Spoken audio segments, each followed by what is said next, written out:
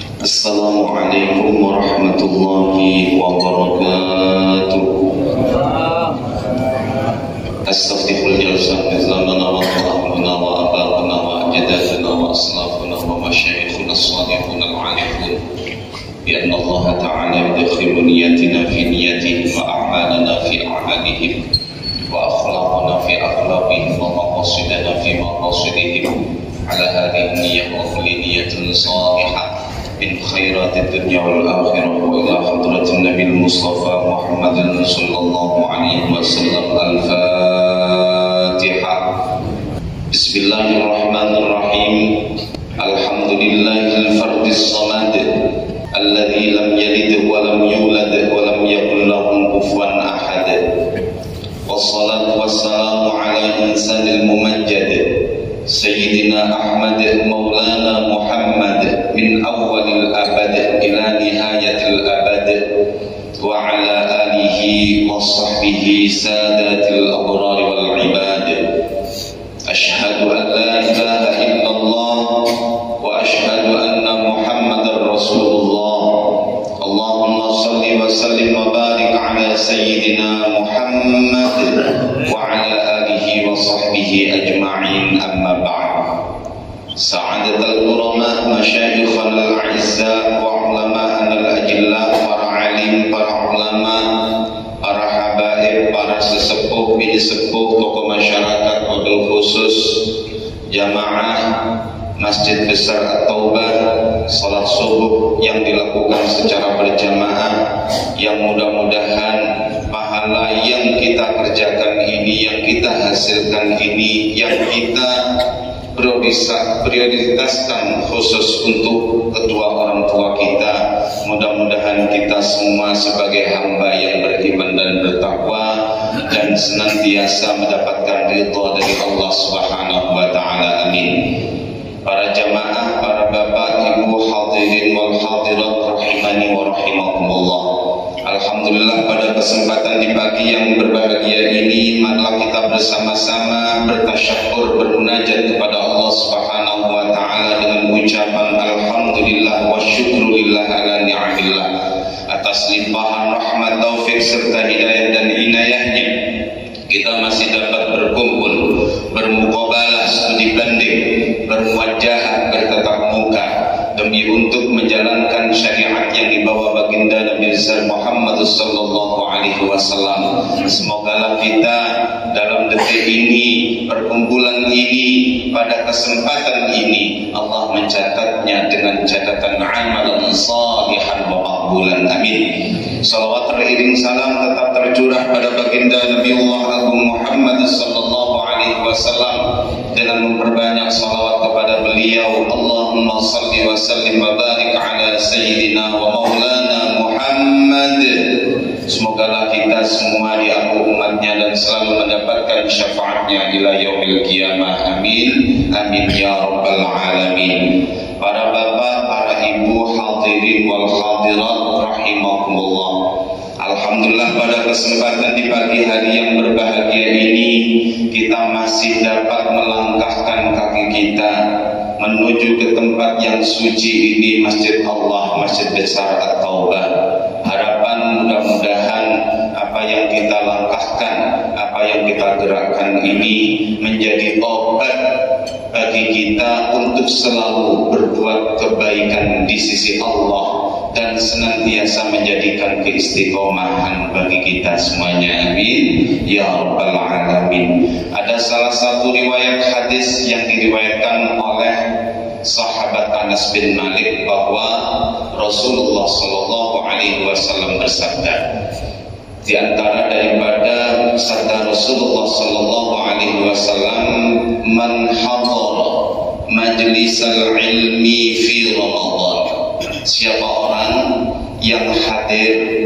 dalam majlis ilmu, dalam majlis ta'lim, dalam kajian-kajian, baik itu kajian subuh di bulan Ramadan, kata Allah Ta'ala lahu bi kulli qadamin ibadata sanatin, maka Allah menulis menulis, mencatat bagi seseorang yang hadir majelis ilmu di bulan Ramadan tersebut, setiap satu langkah bernilai ibadah setahun. Dalam satu langkahnya menuju ke tempat majelis ilmu, hadir di majelis ilmu, Allah mencatatnya dengan ibadah setahun. Pertanyaannya, percaya apa tidak Bapak Ibu? Kalau Bapak Ibu tidak percaya, berarti Bapak Ibu bukan orang yang iman. Kenapa? Karena yang sabda ini adalah baginda kita, kekasih Allah, Nabiullah Muhammad sallallahu alaihi wasallam. Ini adalah merupakan bonus bagi kita Bapak Ibu. Lebih-lebih usia yang sudah cukup senja ataupun sudah tua. Mau gimana lagi? Apakah usia yang tersisa ini tidak dibuat untuk Allah? Rugi kita. Sementara usia kita tidak ada kebaikan sama sekali di mata Allah Subhanahu wa Ta'ala. Maka dengan kehadiran kita, adanya hadis ini adalah merupakan bonus bagi kita Bapak Ibu sekalian rahimahumullah. Tidak hanya cukup dengan ibadah setahun dalam satu langkahnya, wa yakun tahtal arsy, dan orang itu akan mendapatkan naunganku di arsy. Artinya Rasulullah yang menaungi diri kita. Masya Allah, tidak masalah. Walaupun kita hadir dalam majelis ilmu ngantuk-ngantuk, tidak masalah, kita dapat pahala. Tapi jangan disengaja dan diniatkan, aku nanti ngikuti kulsum tapi aku tak tidur aja. Wah, itu tidak dapat pahala. Karena niatan itu penting. Innamal a'malu binniyat. Bapak Ibu hadirin wal hadirat rahimahullah, memang dalam soal ilmu itu sangatlah wajib bagi hamba yang beriman dan bertakwa.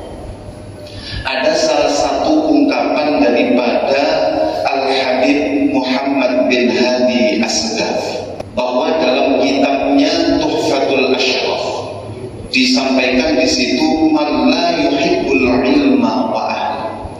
Siapa orang yang tidak cinta akan ilmu? Saya ulangi, siapa orang yang tidak cinta, tidak demen pada ilmu? Ilmu apa? Ilmu agama. Ilmu itu hanya khusus loh Pak. Al-ilmu, kasih isim ma'rifat. Al-ilmu bukan ilmu opsionem 1 tambah 10 sama dengan berapa, bukan itu. Tapi ilmu itu adalah mengenal diri kita kepada Allah Subhanahu wa Ta'ala. Man la yuhibbul ilma, siapa orang yang tidak demen pada ilmu, tidak demen pada ahli, orang yang mencari ilmu, la yuhibbun Nabi sallallahu alaihi wasallam, orang itu tidak demen pada Nabi Muhammad sallallahu alaihi wasallam.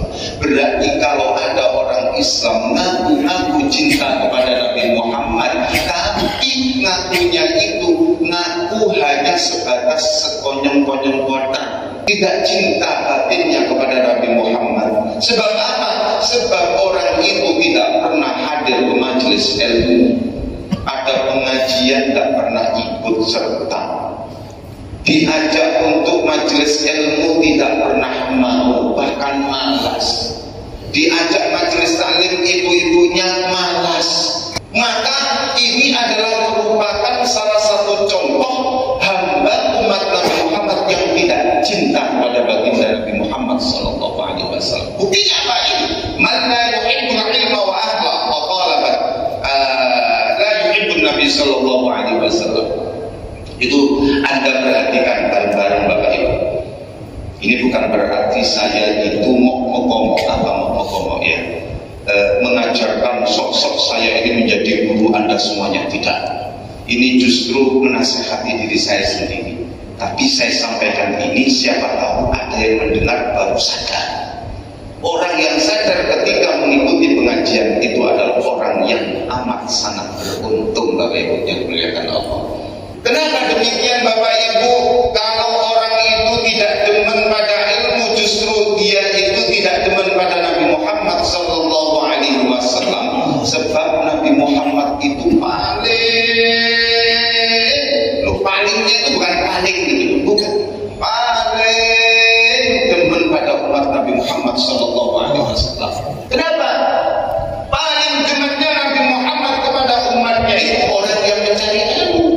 Sebab ada salah satu kisah dalam satu riwayat disebutkan bahwa pernah Rasulullah mengajak sepupu sekalinya, Sayyid Abdullah ibnu Abbas radhiyallahu taala anhu. Diajaklah Sayyid Abdullah ibnu Abbas, wahai Abdullah ibnu Abbas, ayo ikut aku. Kemudian pergilah Sayyid Abdullah beserta Nabi Muhammad SAW. Lalu kemudian tibalah ke suatu tempat yang mana tempat itu adalah masjid. Lalu diajak masuk kepada Rasulullah. Sayyid Abdullah itu masuk ke dalam masjid. Tiba-tiba di dalam masjid itu ada dua komunitas. Yang mana dua komunitas ini, yang satu kumpulan dzikir, kumpulan sholawatan, kumpulan istighosaan, ada yang ngaji Al-Quran. Tapi yang satu komunitas ini adalah perkumpulan majelis ilmu. Lalu kemudian Nabi Muhammad berkata kepada Sayyid Abdullah bin Abbas, kilahuma 'alal khair. Ini ada dua komunitas yang masing-masing dua komunitas ini sama-sama berbuat kebajikan. Lalu menurut engkau wahai sepupu sekaliku, yang mana kira-kira di antara dua komunitas, dua kelakuan atau perbuatan ini yang terbaik menurut engkau? Lalu apa jawaban dari Sayyid Abdullah bin Abbas? Tentu saya tidak tahu jawabannya. Yang lebih mengetahui akan jawaban itu adalah Anda, wahai Rasulullah. Wahai Abdullah bin Abbas, benar sekali engkau.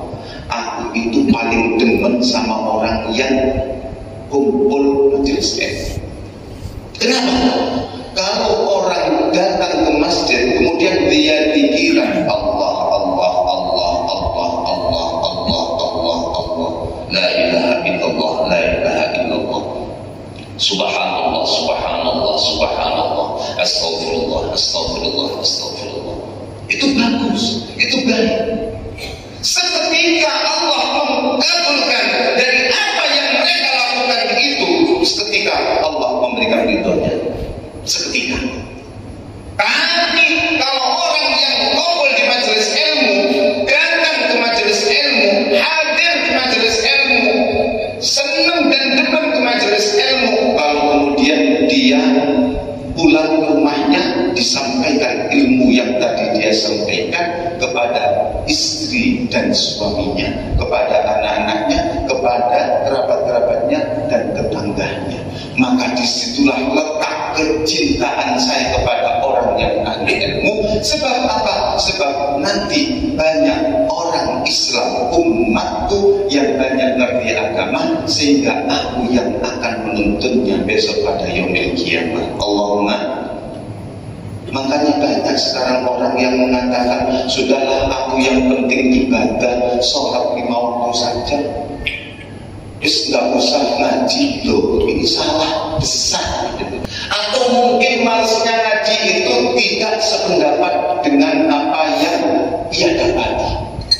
Maksudnya apa? Disangatkan sangat musim lain aliran. Betul.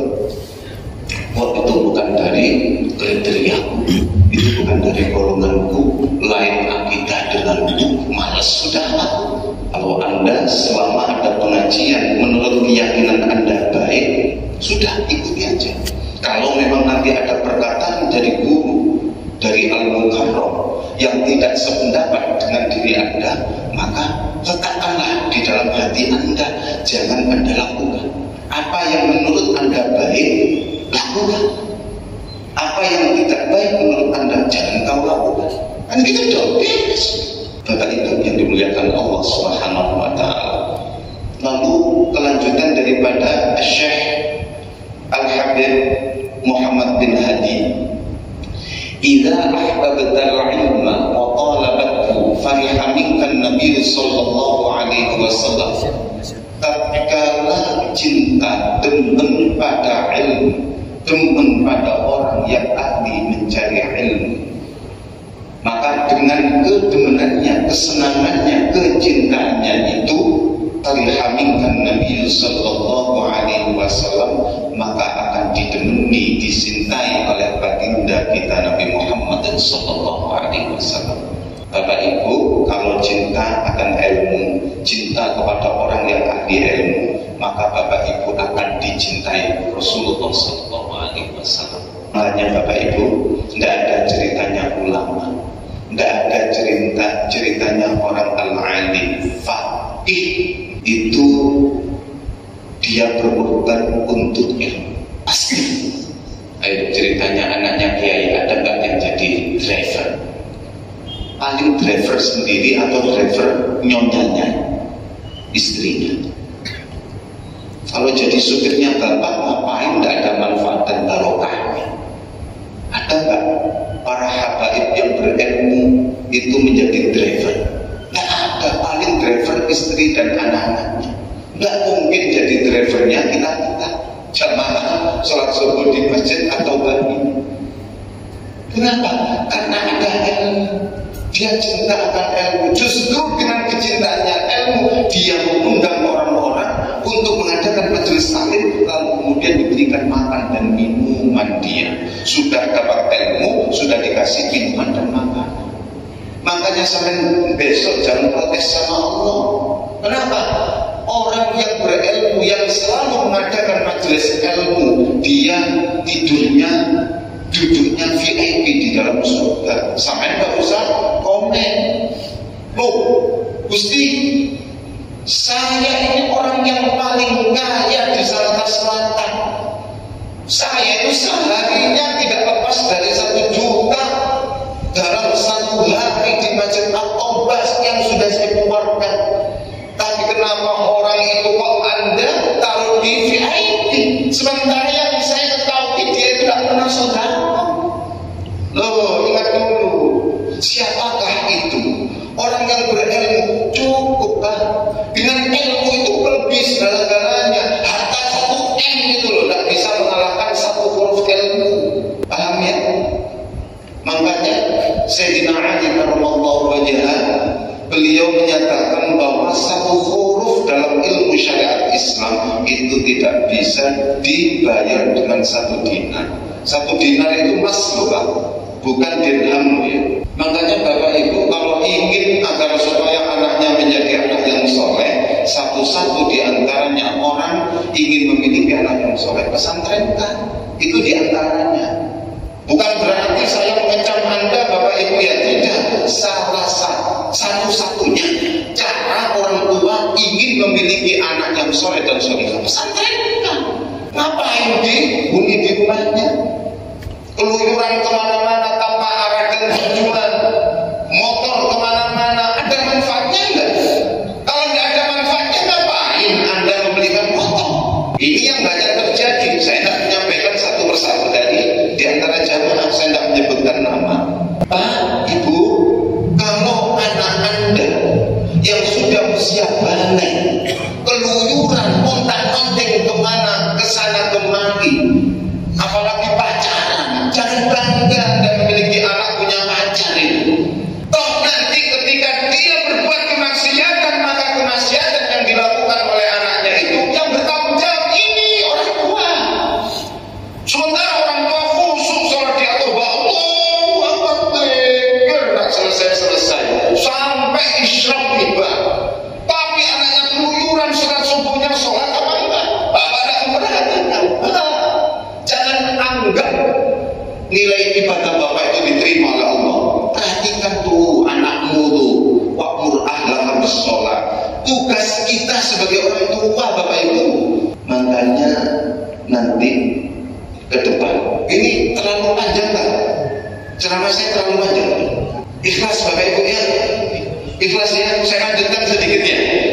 Ini masih 1, sementara yang ingin saya sampaikan 5 sampai 3 aja. Yang penting-penting dong.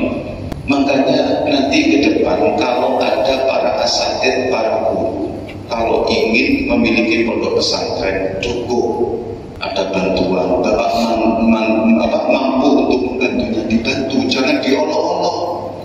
Oh, jangan-jangan Ustadz itu menghabiskan uang dari donatur. Oh, ingat Bapak diancam sama malaikat nanti. Kalau ada ikhbar yang semacam itu, ikhbar itu sebuah pengumuman bagi para jamaah Masjid Besar At-Taubah yang memiliki sedikit uang walaupun banyak mohon dibantu orang yang lagi membutuhkan uang demi untuk kelancaran dan kesuksesan pembangunan pondok pesantren di bla bla bla bla. Bantu itu Pak. Itu amal jariah Anda. 100.000 itu bernilai daripada 1 juta yang sudah ada di dalam perut. Sampai ngajak kalau sampai di 1 juta. Repet saja Pak. Ya, ini repet 1 juta. Ayo beli bensinnya 400.000. Belum nanti dikenali belok ke kiri, makan 1 keluarga 600.000, 1 juta. Belum parkirnya, lalu kemudian mutar-mutar. Muas, itu Pak. 1 juta sampai lihat seneng-seneng gitu enggak? Cuma jariah kan? Allah. Saya nggak bisa menjawabnya. Ini yang harus kita perhatikan Bapak Ibu sekalian. Kalau bahas masalah ilmu itu cukup panjang sekali. Makanya tidak ada seseorang tua atau orang tua itu mengharapkan anaknya itu tidak berilmu. Tidak ada. Pasti mengharapkan sebagai orang tua ini memiliki anak yang berilmu, karena harapan satu-satunya anak. Harta yang paling berharga selain daripada harta emas, bintang permata itu tidak ada harga dirinya, tapi yang berharga dirinya, harga dirinya yang benar besar itu adalah anak soleh dan solihah yang dapat membantu perdoaan kita nanti, yang akan mendoakan kita. Bapak mati Al-Fatihah, Yasin, Wal-Quranil Hakim, Shadaqallahul Azim, Qul dzikri fa'lam annahu la ilaha illallah, la ilaha illallah. Langsung transfer Bang. Hasil, aduh, itu anaknya siapa yang soleh, itu selalu mendoakan kepada orang tuanya. Tapi orang tuanya mati, kita akan kemana-mana. Malam ini malam terakhir bagi kita, sambil ngomik-ngomik. Aduh, apa kita bapak kita kubur ibu lagi. Oh, hati-hati Bu. Sama itu jangan cantik sok cantik Bu. Mohon maaf. Kebaikan seorang diri anak, seorang diri anak. Kebaikan sang anak itu tergantung dari Anda. Sebab al-um madrasah. Ibu pendidikan pertama bagi anak. Sholat. Tapi yang ngomong sholat itu gak sholat. Hati-hati Bu. Bisa menghafal sok bisa menghafal. Wah, langsung ke sana arahnya ini. Nah, selesai nanti.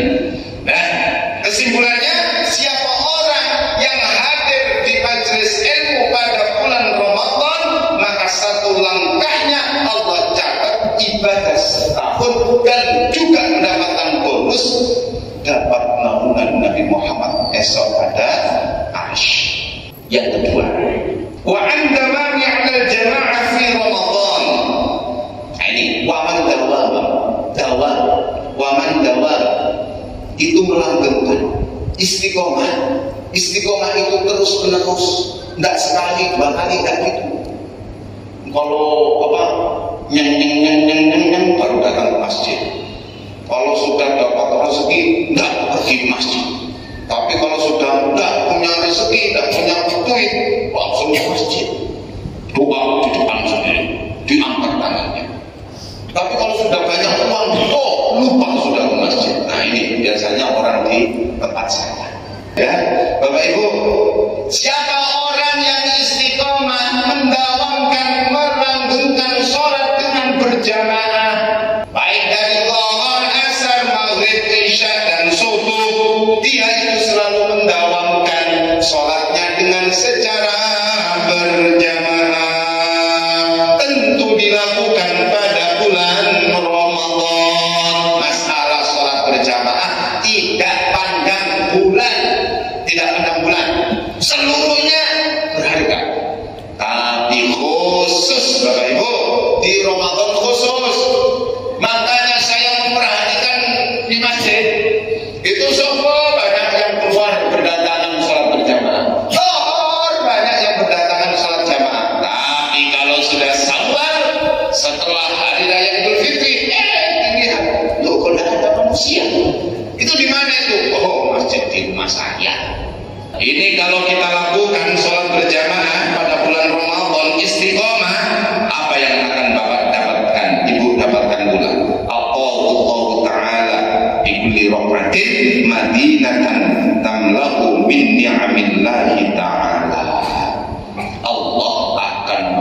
mendapatkan 1 rakaat bapak dan ibu yang sudah Anda lakukan, Allah memberikan hadiah 1 kota yang berlimpah nikmat dan karunia Allah Subhanahu wa ta'ala. Allah memberikan sebuah kota yang dipenuhi kenikmatan-kenikmatan Allah Subhanahu wa ta'ala. Insyaallah. Tapi ya gitu Bapak Ibu, memang berat kita menjalankan sholat berjamaah. Makanya saya itu kalau sholat berjamaah itu kadang apa? Cari masjid yang imamnya tidak terlalu panjang surahnya. Kalau panjang itu apalagi subuh. Ketika di Makkah sudah mikot sore di Bir Ali ambil mikot, lalu perjalanan yang cukup capek sekali, perkiraan 5 jaman mungkin ya Bapak Ibu yang sudah pernah merasakan mikot di Bir Ali Madinah, naik bus selama 5 jam, di tengah perjalanan sekitar 400 kilo berhenti, kita hanya ngopi dan jamak,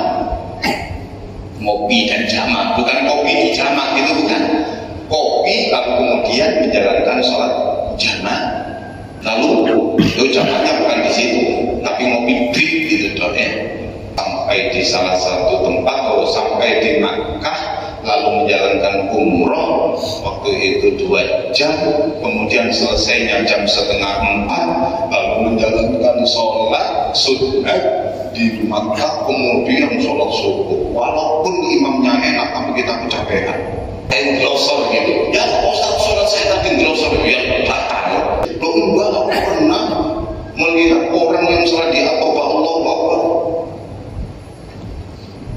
terus sambil bawa anak, kayak aku tidak usah niru itu batal.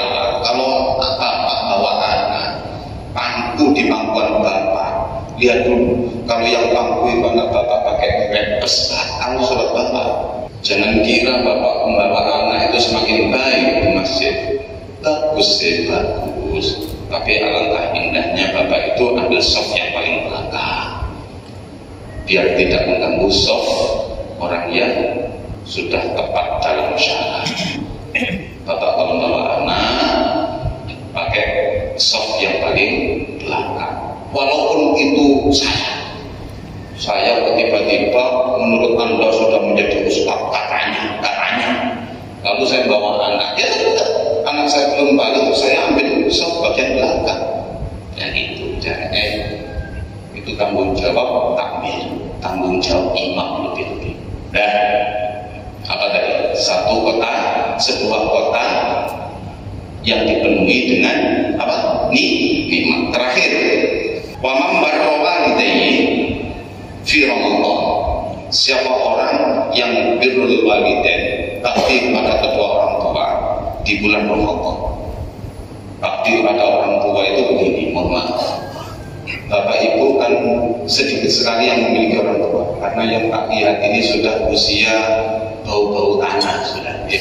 Maksudnya bau tanah itu termasuk yang ngomong bau tanah juga, cuman duluan di depan saya, gitu loh. Ya.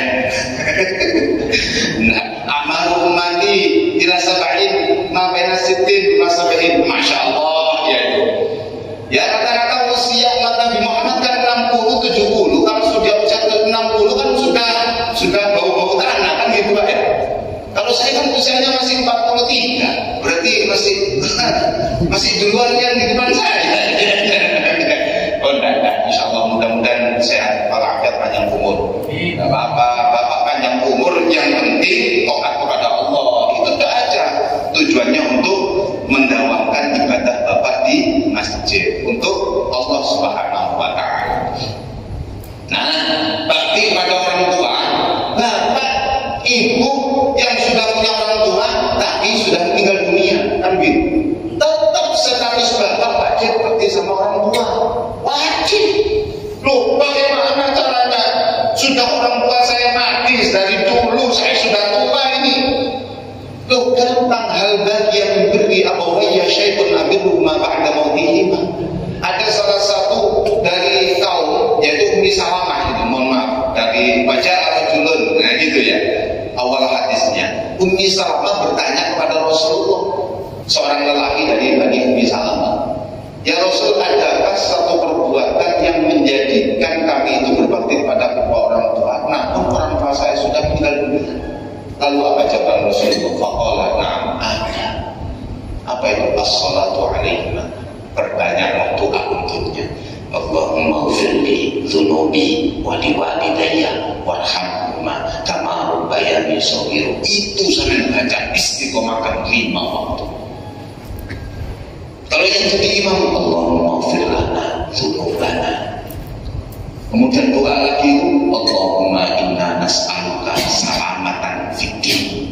Boleh. Allahumma inna nas'aluka salamatan fiddinina. Boleh. Yang nggak boleh, Allahumma inna nas'aluka salamatan fiddinina. Nggak boleh. Kalau dikasih fiddinina, nggak boleh dikasih al di situ. Ini banyak yang saya temukan, tapi nggak masalah, pribadi aja. Itu jalannya ya. Kalau menyalahkan orang itu 4 kata. Saya itu sangat berharap sekali dikritik Anda, asalkan tepat sasaran. Kalau sampai mengkritik saya nggak tepat sasaran, mohon maaf, sampai itu siapa gitu kan? Pak Ustaz, nggak boleh. Sampai itu sholat subuh itu mestinya 4 rakaat, bukan santat amen. Ya, mengkritiknya keliru ya. Mengkritik itu harus punya dasar. Pak Ustaz, sampai kenapa sholat subuhnya tadi pakai kunut? Loh, emangnya kenapa? Nggak boleh kata guru saya di mana? Di YouTube. Loh, guru kok YouTube? Sesat. Banyak sekarang orang itu pintar dari YouTube. Betul apa betul? Mudah-mudahan di masjid atau pada ada ya, cari ilmu yang instan. Pondoklah, belajar. Setahun 2 tahun nggak cukup, 2 tahun 3 tahun nggak cukup, 5 tahun nggak cukup, 12 tahun nggak cukup. Sampai kapan?